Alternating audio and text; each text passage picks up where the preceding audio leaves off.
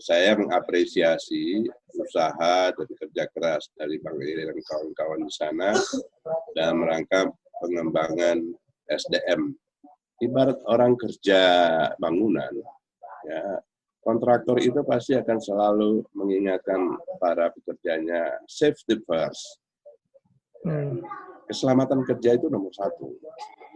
Jadi saya juga berharap adik-adik mulai dari sekarang berpikir bahwa ini adalah kerja-kerja yang punya risiko tinggi, sehingga perlu menomorsatukan juga itu safety first tadi, keselamatan.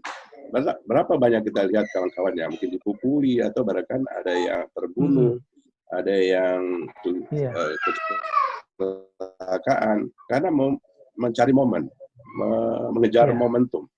Memang ya penting, momentum itu sangat mahal karena tidak akan terulang lagi. Tapi kalau itu karena mengejar momentum itu kita celaka, itu juga tidak berfaedah buat kita. Dan kalau tidak berfaedah pada kita saja tidak punya manfaat, apalagi akan bermanfaat buat keluarga atau buat orang lain, pasti tidak akan bermanfaat. Jadi memang sejak awal harus hati-hati, jaga keselamatan diri kita sebagai prioritas nomor satu. Orang bilang informasi itu ibarat pedang bermata dua. Ya. Nah, jadi ada manfaat, ada mudarat. Ya. Dalam konteks itu maka kita perlu berhati-hati ya, pada saat kita mengumpulkan informasi dan mengolah informasi, termasuk mempublikasikan informasi.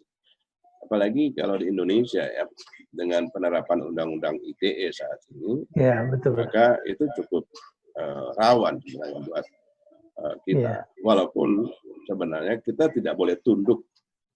Ya lagi kita tidak boleh tunduk pada tekanan-tekanan undang-undang itu. Karena kita takut dengan pasal-pasal yang ada, maka kita takut pula menyampaikan aspirasi, informasi, kritikan, dan lain sebagainya di media.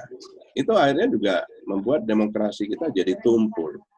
Demokrasi kita jadi mandek dan akhirnya bangsa kita justru bisa diseret ke mana-mana sesuka hati dari membuat kebijakan. Ya, walaupun salah, ya tetap aja mereka itu. Karena tidak ada yang mengkritisi, tidak ada yang berani. Nah, oleh karena itu maka terus-menerus kita belajar bagaimana menyiasati agar informasi yang kita sampaikan kepada publik itu mungkin memang tajam, tapi kita tetap memegang gagangnya. Jangan sampai justru pisau itu kita memegang tempat yang justru akan menyayat tangan kita ya. Memang tidak mudah ya, karena itu akan terkait dengan kata-kata yang kita gunakan di dalam frasa yang kita gunakan dalam dunia jurnalistik, juga angle dari pengambilan foto atau video dan seterusnya. Maksud saya di sini adalah bahwa informasi yang kita kumpulkan, kita simpan dan kita olah, kemudian akan kita publikasikan itu pasti punya dua sisi. Ada manfaat, ada mudarat, ada orang yang akan tersayat dan ada orang yang diuntungkan. Nah, bagaimana supaya sebanyak-banyaknya orang yang bisa dibuat bermanfaat di informasi. Kalaupun yang tersayat ada, tapi memang orang yang benar-benar harus disayat.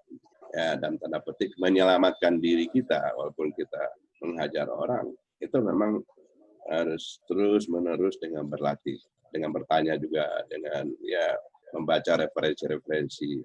Jadi pembuatan kalimat itu memang amat penting. Kalimat yang benar, kalimat yang baik, kalimat yang misalnya beretika kata orang, yang sopan dan sebagainya, tapi tetap sakit di hulu hati misalnya, itu ada trik-triknya, ada kiat-kiatnya. Dengan banyak membaca tulisan kawan-kawan kritikus misalnya, ya para senior itu, maka kita akan mendapatkan pengetahuan, wawasan, dan keterampilan di sana.